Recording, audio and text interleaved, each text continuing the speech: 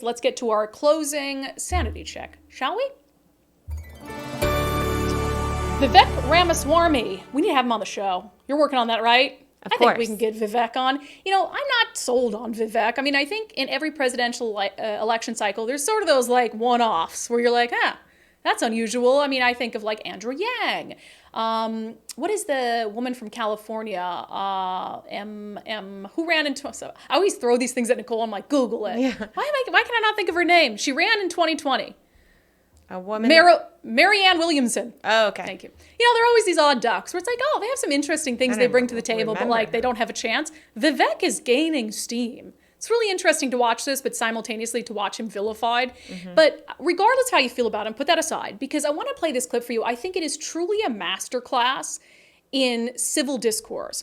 So Vivek was at a campaign event, and there's this, what I think is like an independent journalist who comes up to him and says that she's pansexual. And you can tell by her tone and also her posture. Like she's like she's gearing up for like a confrontation with Vivek.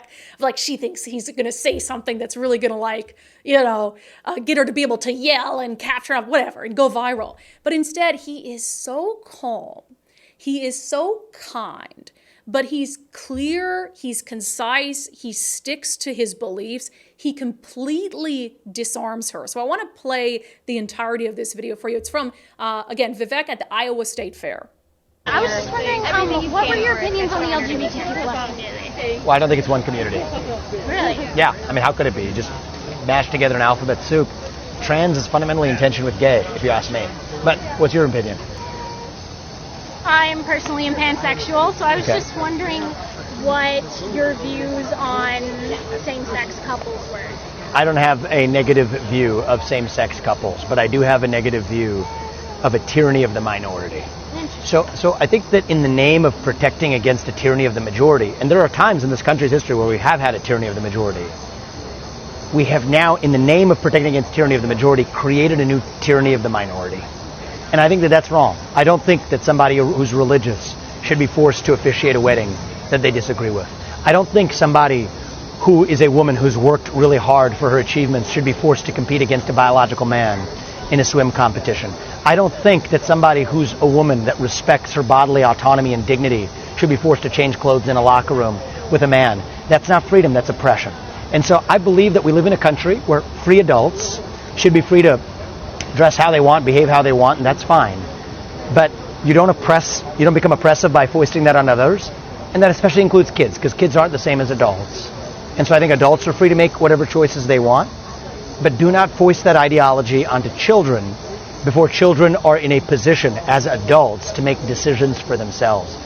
And so I think a lot of the frustration in the country, and if I'm being really honest, that I also share, comes from that new culture of oppression where saying those things can actually get somebody punished.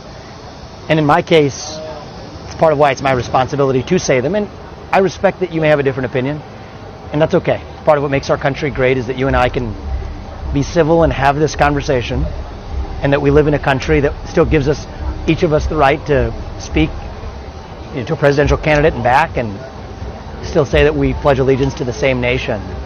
So I think that's the beauty of our country, and that's my honest opinion. Awesome. Well, Thanks. Thank you very much. I appreciate that. Thank you for your civility as well. I appreciate it. Oh, could we get a little, the way he disarmed her, and then she ends up shaking hands with the guy. I love it. It's a masterclass in how to engage in civil discourse, how to disarm someone who is clearly there with the intent to try to, or comes into the conversation with some preconceived notion about how you might respond, how you might act. But he did that without diluting his opinion in the slightest. So feel who you want about Vivek. I thought that was a masterclass in how to engage in political discourse in this country. Good stuff.